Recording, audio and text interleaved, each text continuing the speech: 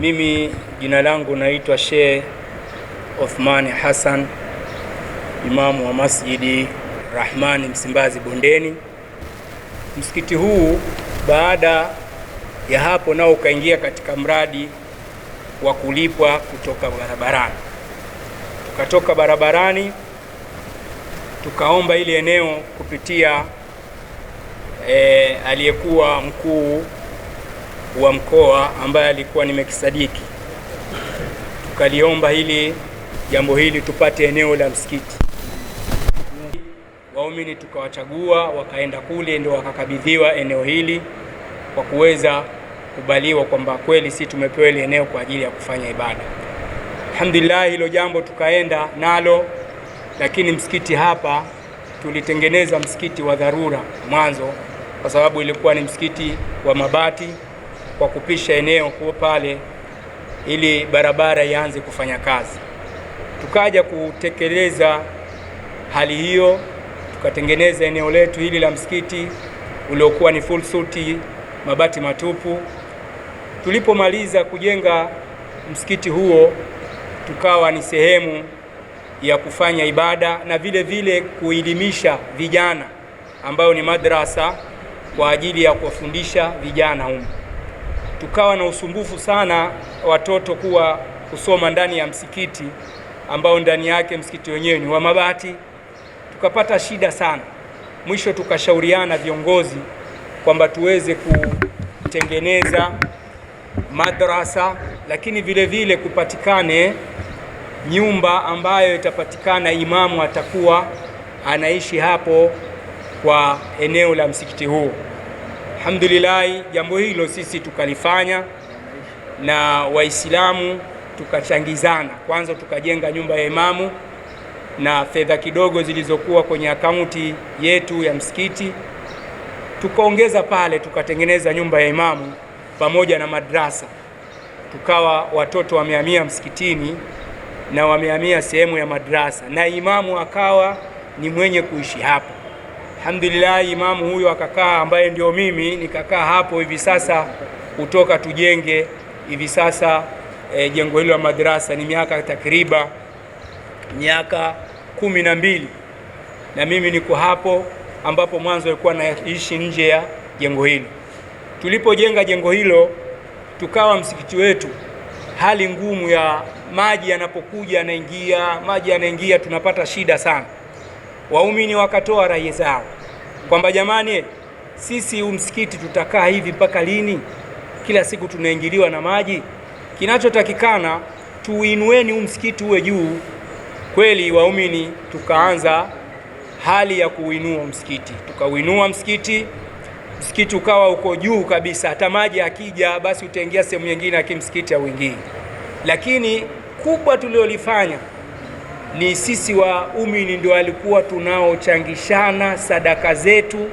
Hakuna mfadhili yoyote aliyetoka ama taasisi yoyote ya kidini ikaja kutudhamini hapa ama kutusaidia jengo hili, isipokuwa ni mimi imamu nikiwaamrisha waumini wangu tufanyeni hivi. Na msikiti kweli ulitugharimu sana, kwa sababu tuliuinua ambayo gharama zake zilikuwa ni nyingi sana. Alhamdulillah, tumejitahidi mpaka tumefinika msikiti. Ulipokuwa tumeufinika, tunaenda katika finishing, ikatokea katika hali ya mradi kwamba kumetokea mradi unaotakikanwa watu walipwe hapa Jangwani, watu waweze kulipwa, waweze kutoka kupisha mradi huu.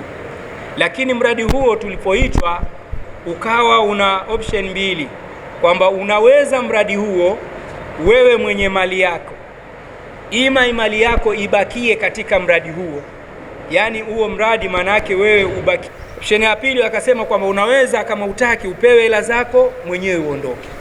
Waumini tukakaa wote wa Masjid Rahman, jamani, haya ofa hii imetoka na amri ni hiyo, kuna mara mbili, ima ulipwe mali kwa mali, ima uweze kulipwa pesa uondoke. Sisi tukazungumza waumini kwa kauli moja, sisi tuache huu msikiti, na kama serikali itataka pengine eneo hili lilioko msikiti labda itakuwa kwamba ni sehemu wanataka kupitisha mradi wao, ama kuna kitu wanataka kutengeneza, basi watutafutie eneo liliopo ndani ya hili eneo ambalo liloingia mradi, alafu watuambie hapa ndipo penye msikiti ambapo tutauweka msikiti wetu. Basi sawa, sisi tusitake mengi, wao wabakishe msikiti ama tutafutie eneo hapa waweze kujenga. Alhamdulillah, hilo jambo waumini sote tukakubaliana hivyo. Lakini kuna wenzetu ambao walioshikwa na tamaa, watu wachache tu wakaanza kukimbia kwenda wilayani BAKWATA. Ni wachache, watu hata 10 wafiki. Tukaona sisi hili jambo ni jambo ambalo la fujo, tunaletewa fujo msikitini, maaskari. Twendeni wapi? Kwenye vyombo vya sheria ili hawa wasiletwe. Sisi ni viongozi halali. Shehe wa mkoa tukamuomba kwamba tunataka hii kesi uitoe, tuje tuizungumze huku kama waumini. Shehe wa mkoa akakubali, akaiomba kesi ikarudi kwetu hapa, ikarudi kwa shehe wa mkoa, tukaitwa sote pande mbili. Zilipoitwa, shehe wa mkoa akazungumza ya kwamba katika hizi nyie mnataka nini? Upande wetu pamoja na waumini tukasema sisi tunataka msikiti ubakishwe, lakini upande wenzetu akasema sisi tunataka fedha. Shehe wa mkoa kauli aliyotuambia akasema msikiti uko mjini, pili msikiti uko barabarani. Kama kitatokea msikiti mali kwa mali ipo ubakie, sitoruhusu msikiti huu upelekwe nje, labda upelekwe mashambani huko ambako hata saa nyingine watu wakufanya ibada wenyewe mtihani. Utabakia sehemu husika kama uliopo. Lakini kama itathibitisha kwamba serikali hawataki kitu mali kwa mali hapa, tunatakikana tuondoke. Fedha zote zitakapotolewa, mimi nitakuwa chini ya kuzisimamia hizi fedha mpaka tuhakikishe maamuzi yalivyotolewa kwamba kule kama ambao wakalalamika kule juu kwa shehe wa mkoa kwamba lile jambo lirudishwe kwao. Shehe wa mkoa akasema mimi nimeshafanya utafiti huu na huu, kwa hiyo mimi siliregeshi kokote. Na liregesha wapi? Mahakamani.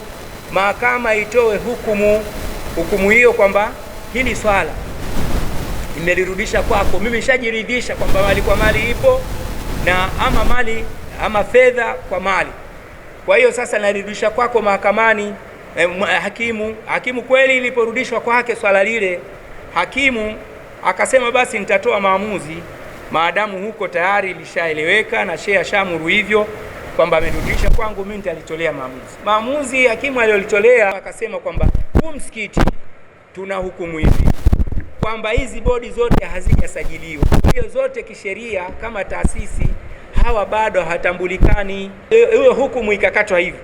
Ilipokatwa kwamba hii hukumu hakuna yoyote katika ile bodi aliyepewa mamlaka asimamie hii taasisi. Tulipomaliza ile swala, tulienda kwa mkuu kwa shehe wa mkoa kupeleka taarifa ya kesi yetu ilivyoenda, lakini yeye kama kiongozi akatushauri ya kwamba hili jambo lazima taasisi haiwezi kukaa bila uongozi. Kinachotakikana fanyeni uongozi wa halali. Shehe wa mkoa tukamuomba basi tunahitaji tuje tufanyiwe uchaguzi, tukaandika ujumbe barua tukapeleka. Yeye akajibu basi niko tayari, pangeni siku. Kweli tukapangiwa siku, ndio tukaja kufanya uchaguzi kupitia kwa shehe wa mkoa. Shehe wa mkoa na serikali ya mtaa akiwepo, mwenyekiti wa serikali ya mtaa yupo, tukafanya uchaguzi hapa. Uchaguzi ule tulipofanya tukachagua kamati tendaji na bodi, ndio yakaingia mambo haya ya fujo kwenye nchi na uchaguzi. Tukasimama kidogo. Tuliposimama mpaka hizi fujo zinakaribia zinamalizika, ndio tupata taarifa juu tena kwamba jamani, mbona pesa ambayo imetokea imelipwa. Tukasema sisi tukaamuru tuende kwanza, baada ya kumaliza ule uchaguzi tukaenda kuleta TAMISEMI. Tumefanya uchaguzi wa halali huu, lakini vile vile kuna hukumu imetoka hii. TAMISEMI wakatuambia msije tena nyie wala wale wenzenu, wakatuzuia sisi ambao ndio tunaostahiki na ndio waumini hapa, msije nyinyi wala wenzenu, hatutaki kabisa mje. Tusije kwa nini? Hatutaki kwa sababu mnapotaka ima mchaguane katika nyi pande mbili, mtakapochaguana mwende kwenye serikali ya mtaa ahakikisha anatia saini, mwende kwa mtendaji wa kata atie saini kwamba hawa ndio tunakubali wafuatilie jambo la msikiti. Fujo zile zilivyokuwa zinaendelea, tulipokaa ndo tukapata taarifa hizo. Tulipopata taarifa hizo kwamba watu wamelipwa, tukaona mbona tumepewa masharti haya? Nani hela atazingiza? Mwanasheria wetu amesema hela zitolewe. Sawa, hela zitolewe. Zimetolewaje? Wakasema hela zimetolewa, na huyo hukumu tuitoa hivyo kwa sababu kuna watu huko walisema hela ziingizwe kwenye akaunti kwenye taasisi yenu huko ya juu, walisema zitoe kwenye akaunti fulani. Tukamwambia hiyo akaunti ni akaunti gani? Wakasema hii akaunti ni Al-Masjid Rahmani. Haya, aliyekuja kusaini nani? Akatajwa ni yule ambaye kwamba alikuja kusaini ni katika lile grupu la watu wachache, mmoja wao ndo kaenda kusaini, akaambiwa kwa niaba ya Masjid Rahman, anaitwa bwana Masudi Juma, ndo alikuja. Masudi Musa Juma ndiye alikuja kusaini pale. Kwa hiyo hili swala ni swala ambalo hapa kwetu msikitini hatujapata taarifa yoyote, isipokuwa ni maneno tuliyasikia juu, na huyo aliyechukua hizo pesa hatujui. Kwanza sio muumini hapa, haswali kabisa, sio muumini kabisa huyo bwana aliambiwa sio muumini, bali ni watu waliotengenezwa na watu wachache, wakamtengeneza kutoka nje ya msikiti, ambayo walimjumuisha akawa ndio anayeongoza katika jambo la hili. Kwa hiyo sasa hii hela, sisi kama waumini, hela hii haijafika mikononi kwenye akaunti ya Masjid Rahman.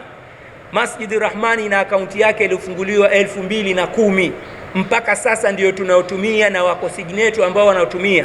Sasa hiyo hela iliyowekwa katika huko, iliyowekwa na TAMISEMI, iliyoingizwa hiyo hela sisi hatuijui. Mimi kama kiongozi wa Masjid Rahman nimesema kwamba na miaka 20 katika taasisi hii, pesa imetolewa na hiyo pesa imegaiwa ovyo ovyo huko. Tunapata taarifa kuna watu hata ambao sio Waislamu wamepewa hizo pesa na nini, lakini sisi tunachoomba sasa, hii pesa iliyochukuliwa, nikiwemo mimi kiongozi na uongozi uliochaguliwa na waumini wenyewe ambao ujenga huu msikiti, wanadai msikiti huu ubakie kama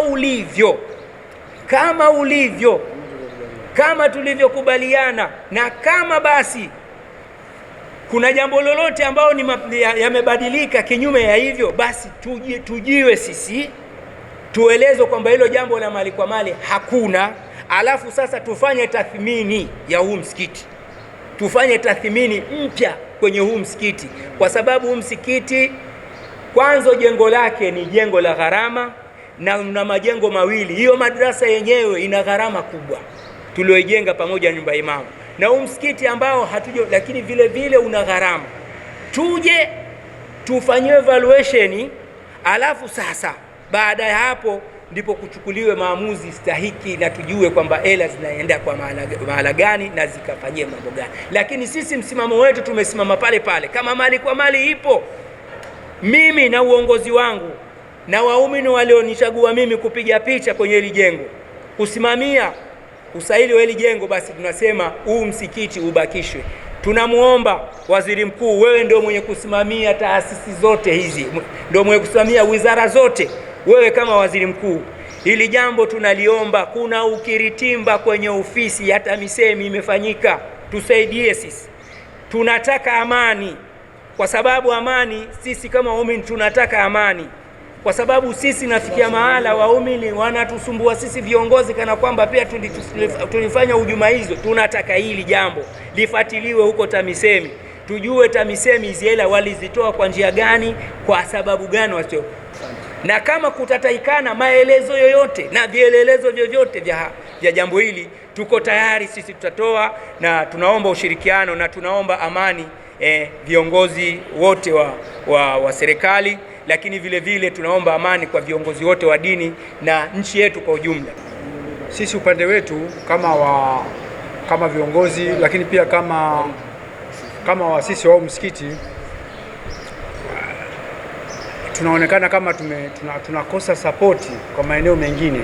Maana tumefika mahali mpaka tunaitwa wale wako msikitini pale ni wauni, lakini kilichotokea kimetuuma sana na kimetusikitisha sana, hasa kwa ndugu zetu wa TAMISEMI.